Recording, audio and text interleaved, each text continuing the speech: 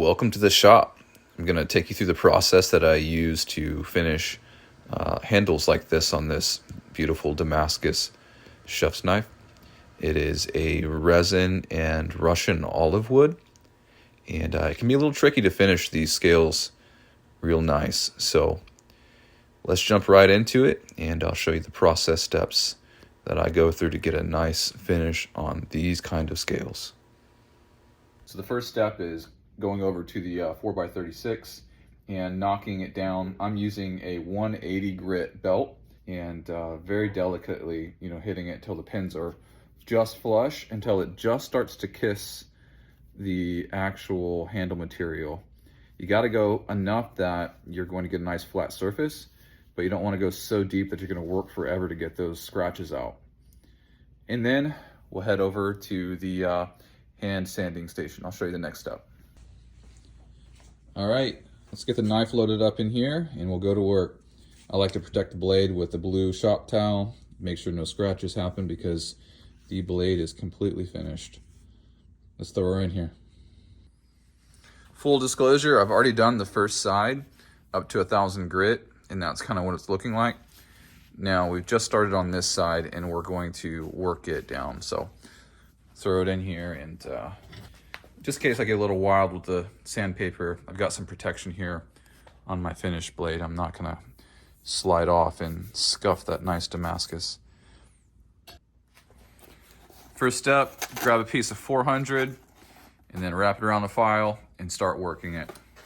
And this allows us to keep it fairly flat so that we're not doing too much rolling over the sides and contouring.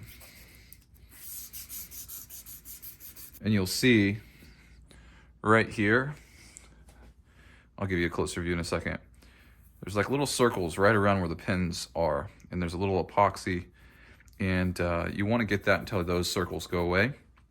The other thing to be mindful of is that these are metal and the epoxy resin is much softer, and so it's easy to dig in around those pins. The pins are going to cut much slower than the epoxy will, or the resin will.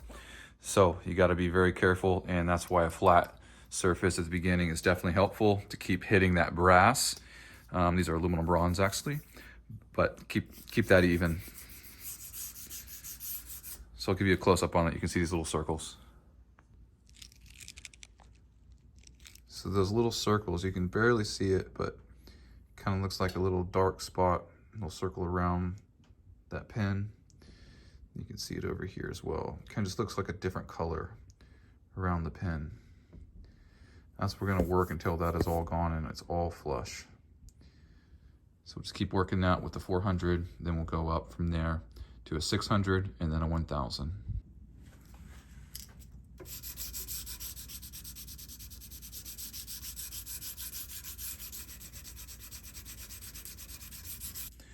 Once I get it pretty decent with the 400, I will take the worn out piece and I will use this by hand once I've already got the flat plane established. So don't worry about that once you get the sandpaper well worn out, but especially when the sandpaper is fresh and cutting, you want it flat. You want it nice and flat. Just those circles, you're getting close when those circles go away. So we'll keep going.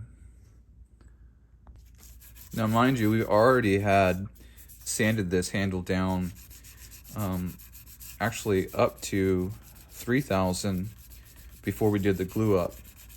And that's because I wanted everything to be contoured and finished so that I'm not working inside here and on the back of the spine and messing up that Damascus pattern at all.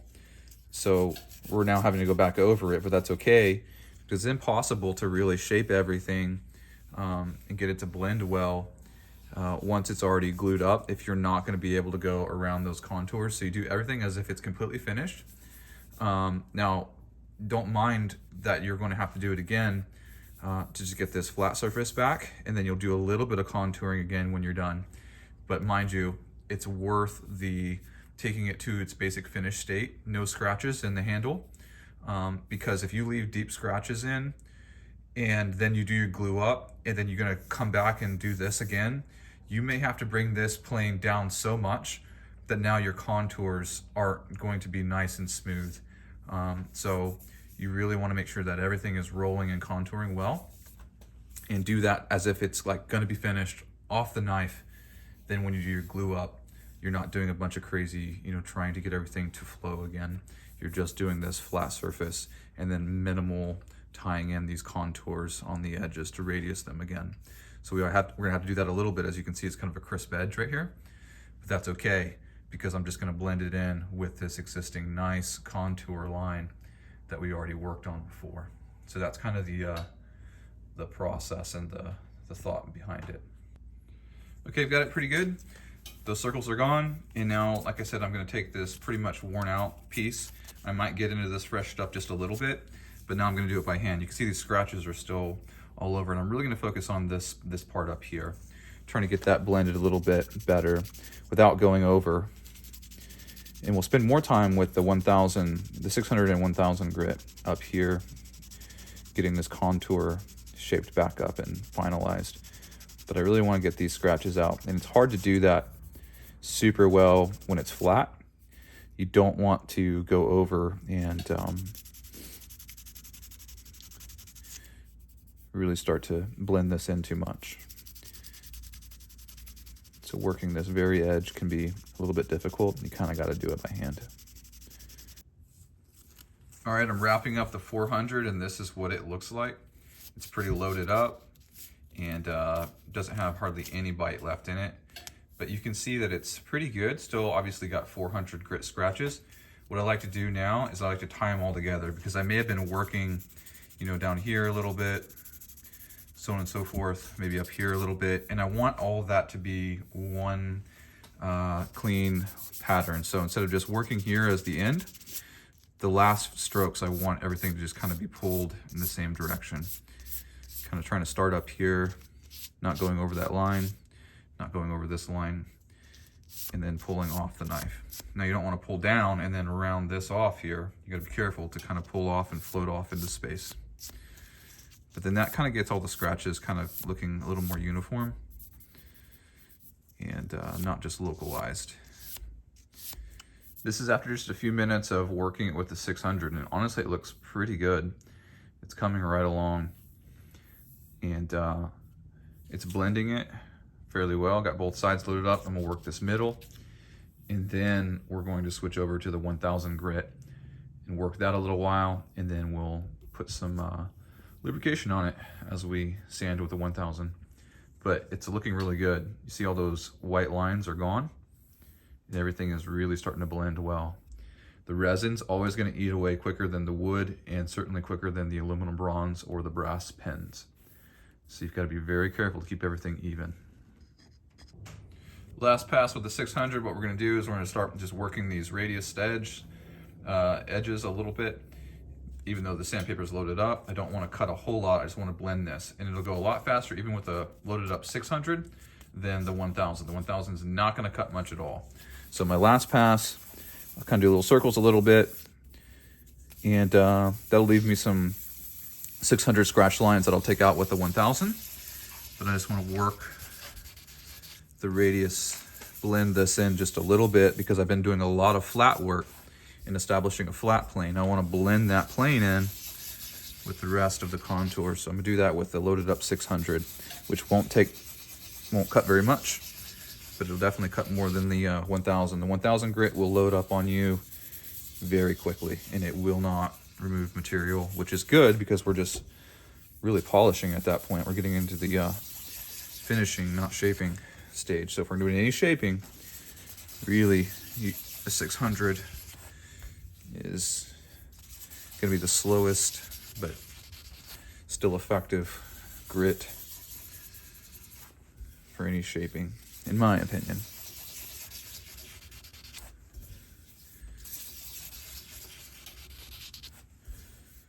All right, finished up with the 1000. It looks really good. And I'm just gonna take a little piece like this, tear it off, so that I'm just left with this little piece. And then I'm gonna be very delicate and work right in here. And I have been working up here, But now I'm really gonna get in there and work it a little more with this. And then what we're gonna do is we're just gonna put a little bit of that beeswax and orange oil on here and work it with this, with 1000 grit. Little piece here. So we're gonna get right down in here and try to work this very carefully. I don't want to get too crazy with it. There's just the tiniest little scratches that I can still see, which they're not even but barely scratches. They're just the tiniest little white lines. And I'm gonna go a different direction, and that's okay. And really see if I can see any lines that are still going that way. The touch of beeswax and literally just grabbing the bottle, that little bit, this little residue is all we need. We're not trying to put a ton on this right now because we're not finishing it completely. We're just gonna give us a little bit of lubrication for sanding. Doesn't it already look just beautiful? All right, take this little bitty piece. And it'll load up and get a little bit tacky, and that's okay. Just keep working.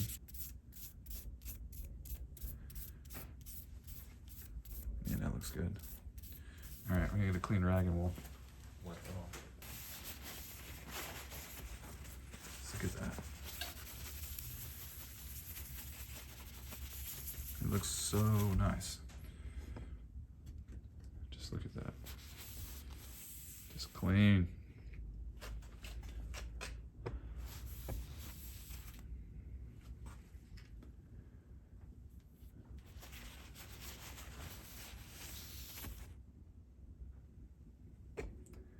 So we're not done, but we are done sanding it.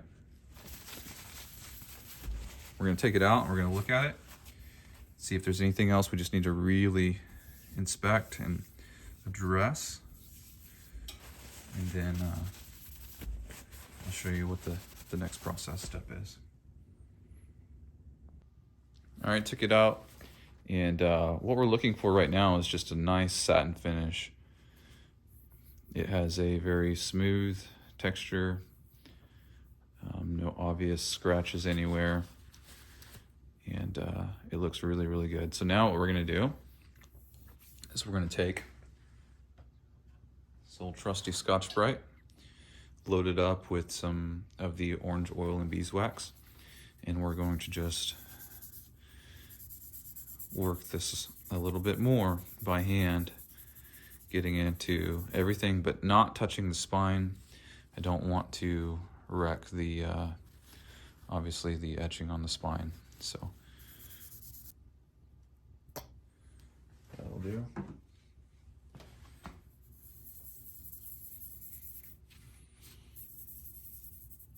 And then we're gonna clean this off with the denatured alcohol. Get it nice and clean. And then we're gonna put a little bit of true oil on it. Now I'm not gonna work in here because I do not want to remove the oxide from the Damascus. But I'm kind of just blending everything in. Gosh, doesn't it look just amazing? That Russian olive, I love how that just kind of has like a, almost like it's on fire. The way that it just, the grain on the edges just really pops. Just so pretty. Now I cleaned off the oil and wax pretty good. And then this is just a hard wheel, no compound. Really light.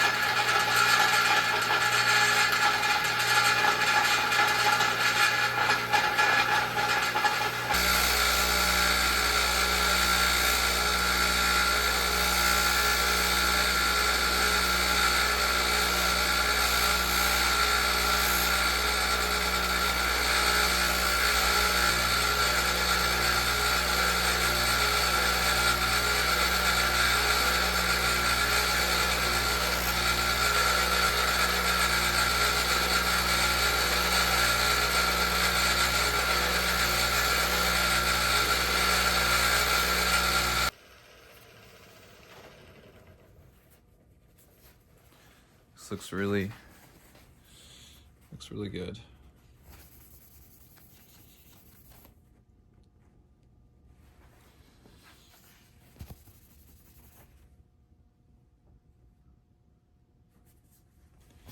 And honestly, that right there, if you're gonna send it out, just even like that, I think would be just fine. I mean, this thing looks good. But we're gonna put a little bit of True Oil on it. And the thing I don't like about True Oil is it doesn't set on the resin quite as nice as I would like it to, but I wanna soak it in a little bit into these pores of the olive wood and make sure that they are nice and sealed. All right, let's go do that next. Step one, and clean it off a little bit. And then we're gonna put the True Oil on.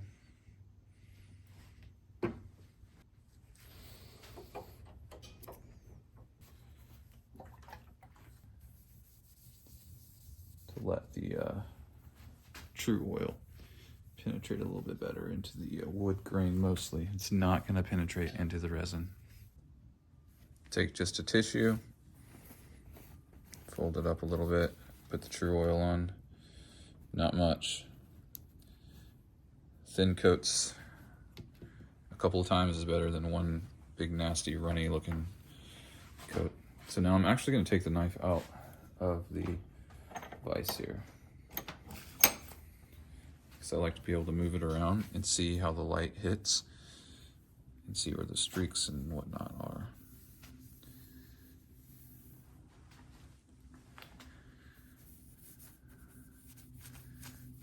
Like I said, this will not soak into the resin.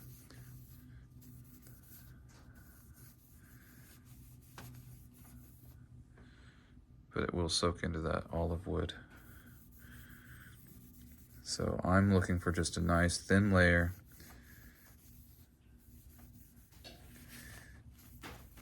Really seal up that olive wood mostly.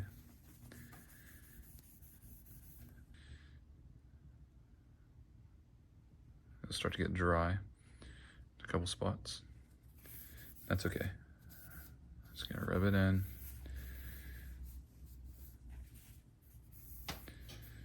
Let it sit. We may have to do this twice. I'm not trying to wipe it off, but I am trying to make sure it's a nice thin layer. I'm gonna add a little more. All right, you can see that the wood has soaked up that oil and it looks a little drier. And it definitely is gonna need another coat. And you can see right in here where it's kind of dull. That's just where we didn't get a good coating all the way around. But that's all right, first time around. Mostly just trying to get the wood soaked up a little bit. And then see this kind of has some scratches.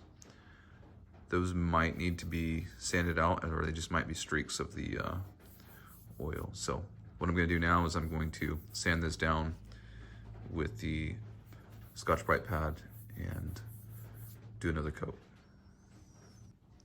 All right, put some oil on it, Scotch-Brite. I'm just gonna work it. This is that orange oil. And just work it a little bit.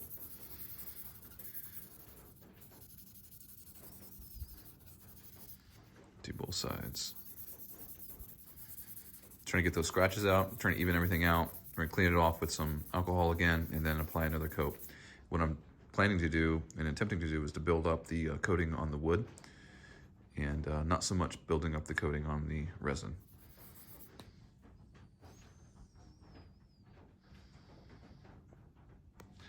Wipe it off with the blue towel and see what we got. Really just want to see what we're working with the scratches and the amount of oil that's soaked in. So see, the scratches basically went away. And I think it was just the mismatch in the oil. So, looks pretty good.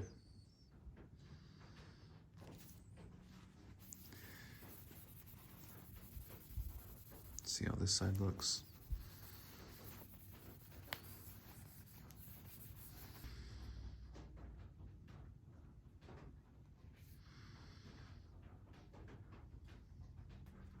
looks really good.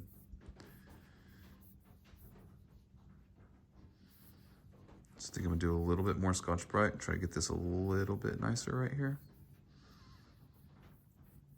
Maybe even do 1000 grit. But I don't want to get too crazy with it because it looks pretty good. All right, we're gonna do some 3000 grit and some oil. Here we go. It looks pretty good, but I still can see little bitty faint lines, and I don't want those there. So we're gonna work them out with some 3000 grit.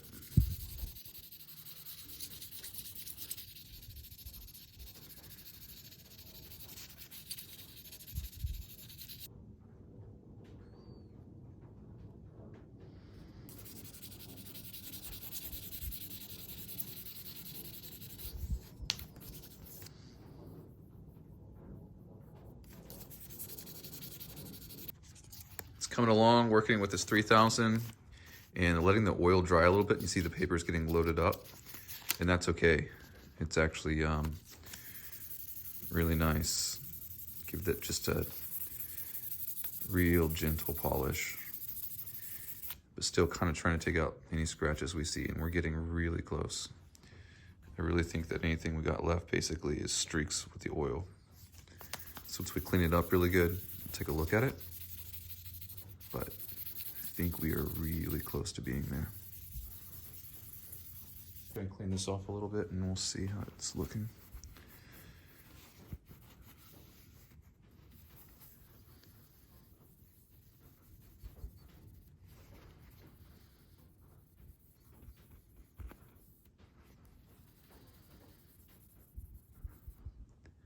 Looks good.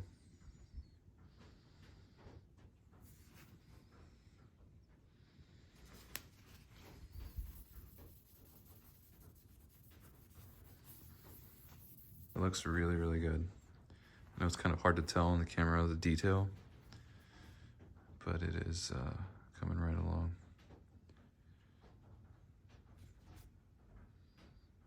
It's not as shiny as I'd want it to be, just with that polish of the 3000.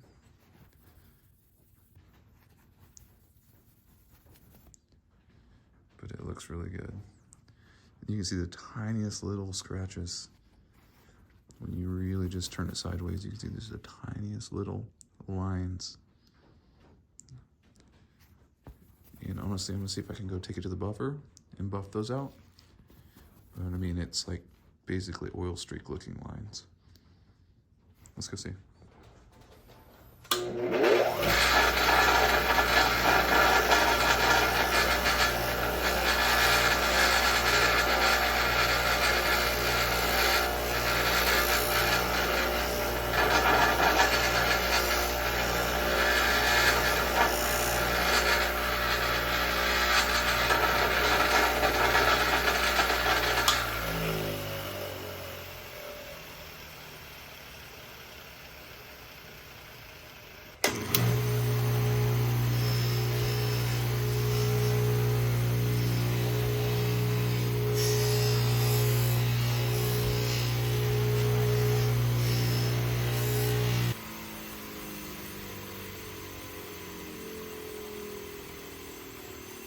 Sit it on the dry wheel one more time.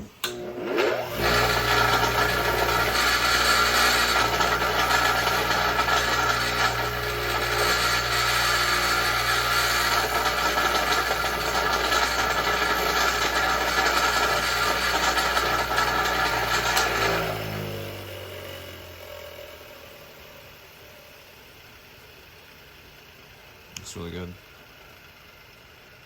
I'll do the other side here in a second. This is looking really good. So I'm gonna put some wax on this and we'll polish it again. Gonna put a little Rin wax on it. And we're gonna just finish the one side, then we can show the contrast. It's just a little bit here.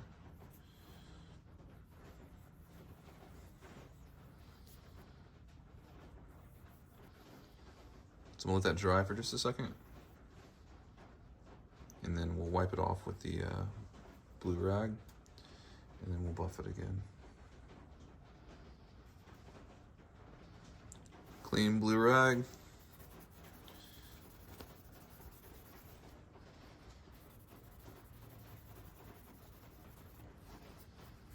Thing looks really good.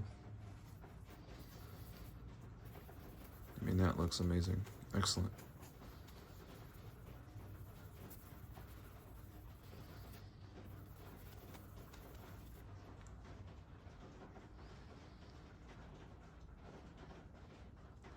All right, let's take it over and very lightly buff it one more time. And then we're gonna call it good on this side.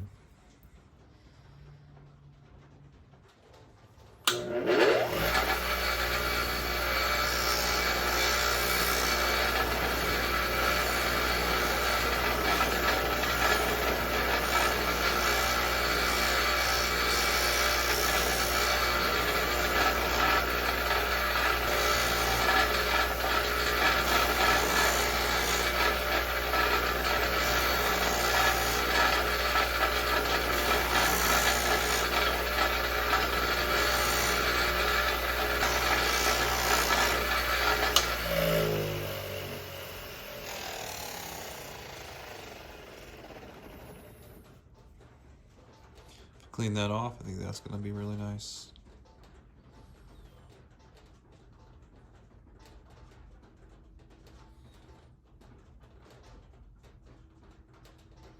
All right, so this is just after buffing. It looks really good, but I'm just going to take a clean blue rag and just try to clean off some of the sometimes when you buff, it leaves a little residue behind, and so I'm trying to clean off anything that might have got smeared or kind of gummy residue that might be left over.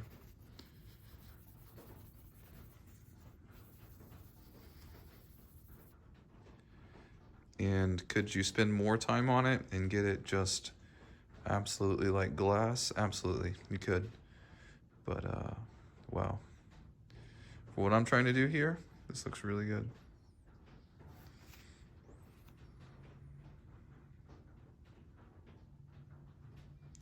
Now we'll do the other side.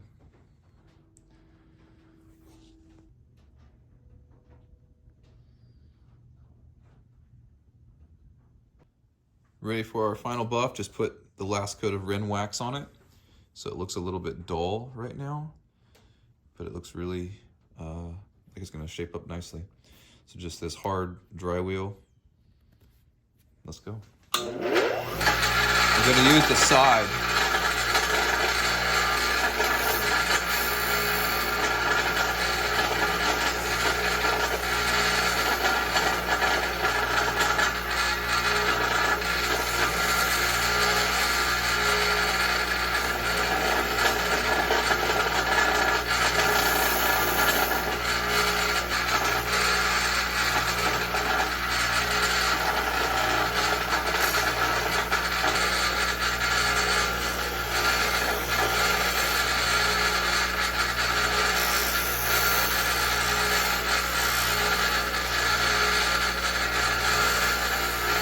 Let's hit this side now.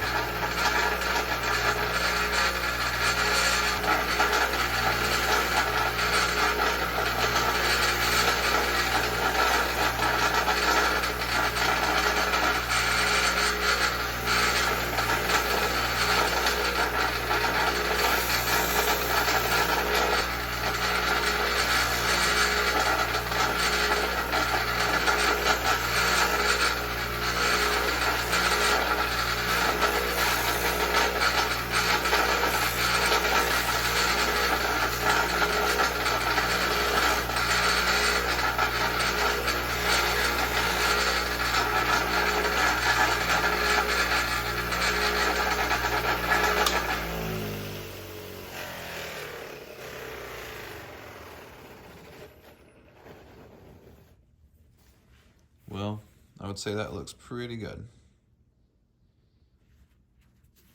I'll call that good for now.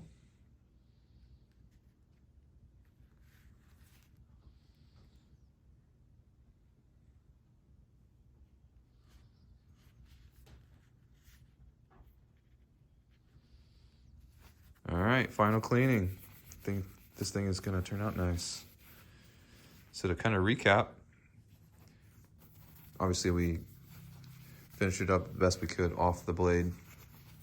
And then once we got it all glued up, cleaned up, everything, then it was the process of sanding it to 1000 grit and using some Scotch-Brite and orange oil, then cleaned it up, put on some true oil to try to just load up the wood grain, seal that up good, and actually did a couple coats of that and cleaned it off.